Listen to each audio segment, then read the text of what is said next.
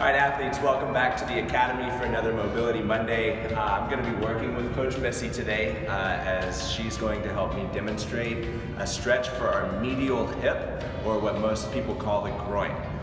So what we're trying to treat is her left leg right now. So the position that you want to be in is your outside foot parallel to the platform, your inside foot pointing away from you.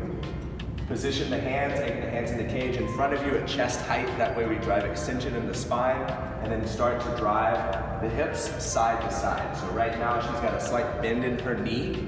She's driving that knee, the inside leg, closer to the wall, maintaining an upright posture, trying to create enough tension down here to help open up that tissue. Next, she can start by driving forward and backwards.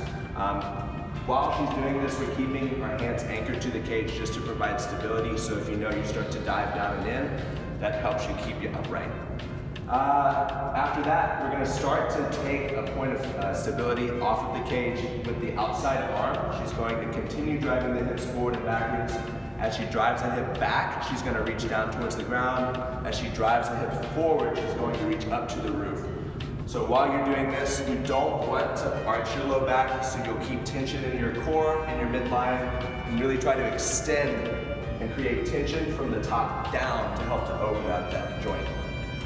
Reposition the left arm, Missy, and then start to drive that right arm out as you drive the hips in. So kind of tea kettle this. She drives the knee, she's going to reach outside the cage. Again, you want to create that tension, driving the opposite arm, opening up that lateral hip. So for a third plane of motion, the transverse plane, top-down effect, she's going to reposition her right arm to a lower position in the cage, start driving the outside arm. As she's rotating her torso, she's going to start to lead in and drive that right knee closer to the wall. So think about trying to reach that hand and extend it all the way to touch that wall. All right, again, we're increasing that tension by driving rotation just to open up this lateral hip.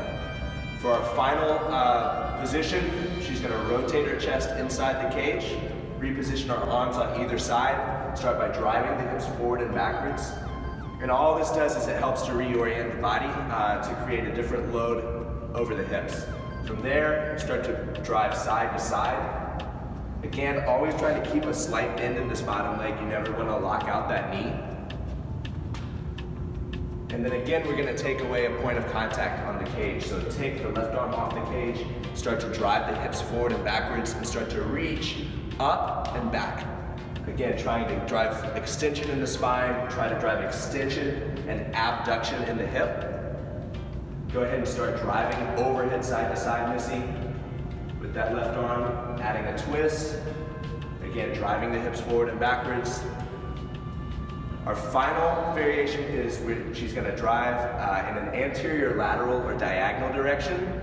Reach that inside arm up and over, trying to touch that bicep to the ear. And all that's going to do is really combine the frontal plane with our spine, a little bit of frontal plane driver in our hips, as well as that sagittal plane driver to really, really open up that medial hip and kind of relieve that tension that most of you are probably feeling in the groin after any sort of cycling or run workout. If you have any questions, just go ahead and email me or comment in the section below. We'll be back next Monday for another mobility exercise. Have a great week.